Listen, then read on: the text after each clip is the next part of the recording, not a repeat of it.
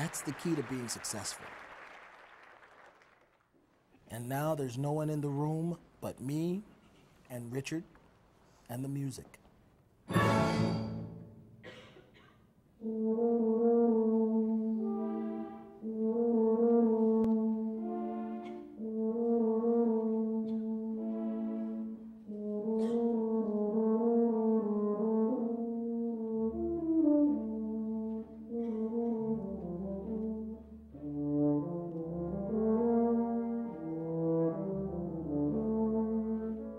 The most beautiful sound ever produced on the tuba is produced by Kabin Thomas.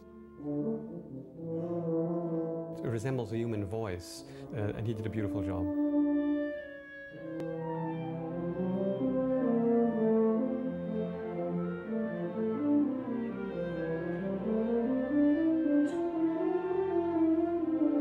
Well, it wasn't perfect, but I've played it much worse.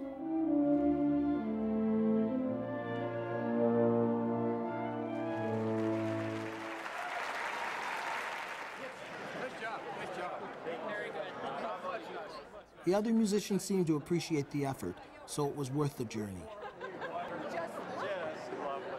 Right now, all I'm thinking is, I can do better in the recording session. Nice job, Kabin. Well, right now I'm gonna go to the chiller system and we're gonna shut it down.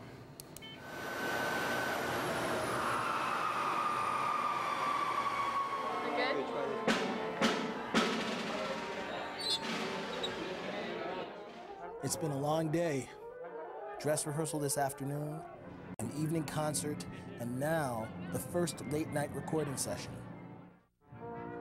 For many of us, this will be the first time to play on a CD released by a major record label. Whenever you're ready. Okay, tape is rolling. Take one. The air conditioner's off. The room grows quiet, and our adrenal glands are in overdrive.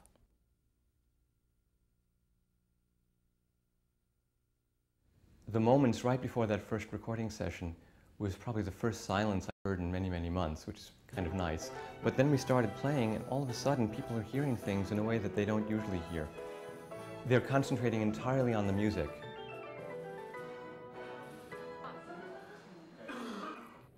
At 164, there was some intonation problems with the piccolo. It's late at night. We're all like zombies. We're all half asleep. That is take 41. And we're trying to play really sometimes difficult music. We're trying to play it extremely well. And if one person makes a mistake, the whole orchestra has to sit there and retake the part again. Still seems to be a slight problem. This is the last bit. Could we take that one more time, please? This is take 42.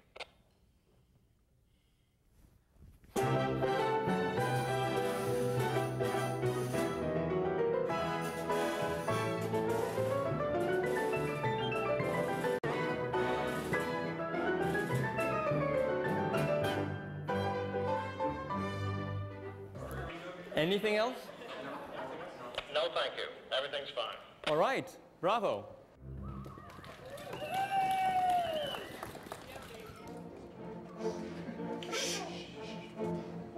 I knew that if we could ever get the logistical problems with the hall, the studio, solved, that we would be able to do it. If we just did things frequently, if we pinpointed what the problems were and made sure we had good copies of every segment of the music, that we were able to put together a good CD.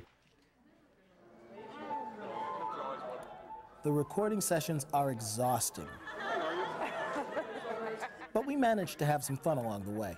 Feeling good, baby. That's the best thing about being around people who are so focused and intense about music. They know how to let it go. And then the other way?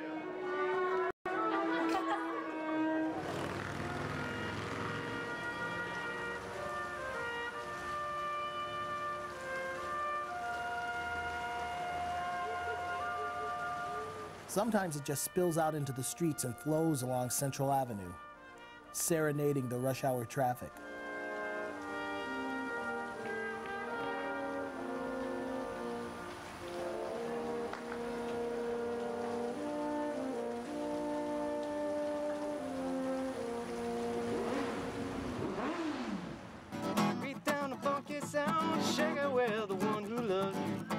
One afternoon, we all took off and went to the lake for a little R&R.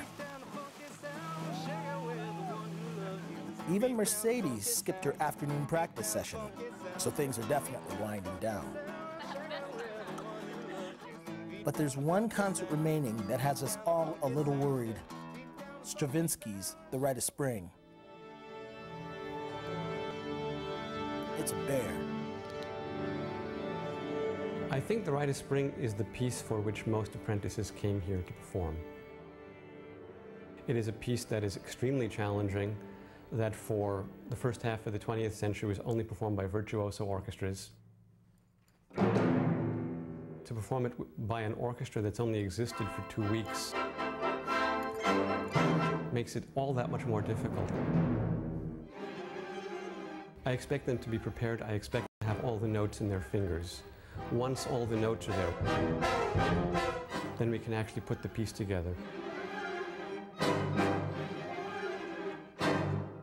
It's our last rehearsal, and one apprentice is having problems with her English horn. What are we going to do? We still have quite a few, well, 6 hours left. You can, I don't know, whatever you need to do to your reed to make it speak better, but do your best, okay? Well, I was expecting her to perform up to the standards of the mentor. Moving backwards. Everyone else had worked out some of these problems. She had not yet worked it out. And I don't like leaning on people like that, but I knew she had the capability, and I knew that she didn't perceive the problem. So I had to accomplish this. Both the combination of me not being able to produce what I wanted, and also for him as a conductor, he has a lot of pressure on himself, and he wants to see results, of course, right away. One difficulty for the wind players is that whenever we play, or well, often when we play, we're soloists, so we're very exposed all the time, so there is a lot of pressure on us, and the notes just need to be there all the time, and there's no way out of it.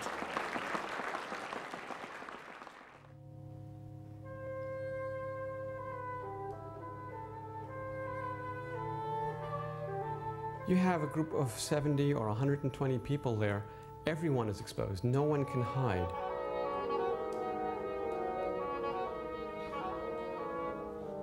I hope that the pressure that I put on them is more of a challenge to help them to listen to each other in a way that they might not have listened before.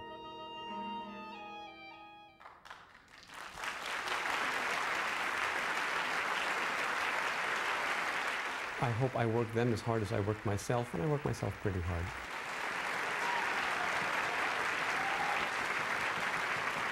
I'm sad to see it ended. I'm thrilled to see it ended. I'm exhausted and very grateful to a lot of people.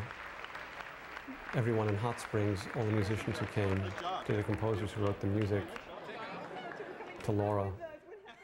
There is a certain satisfaction of just a kind of, you know, wow, we did it. And I mean, we collectively did it. Our personal dream for the festival has been realized, and then some. It's all over. We did a good job. What'd you think? Our musicians are getting jobs all over the world, good jobs, principal position jobs. It's really rewarding. It's going to be kind of sad to leave everybody. You get to know each other pretty quickly in situations like this. The music may be left on the... I'm very impressed with the Rosenbergs. I don't know how they did it, but they did it somehow. It's like they made this come out of like thin air, this music festival. I mean, out of Hot Springs, Arkansas. You're the man. Yeah, you the man. And now it's over. And man, we did good. I really believe that. That was great. Dominique found all the notes on her English horn. Jake found his mother. And I found a reassurance that the future of classical music is alive and flourishing in Hot Springs. I'll be back next year just to hear the beautiful sound of dreams coming true.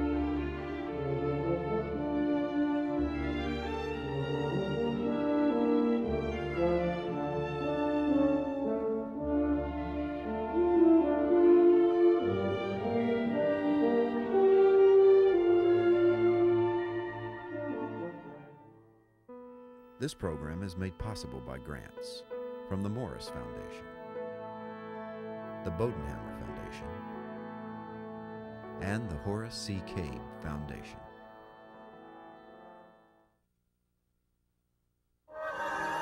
This is PBS.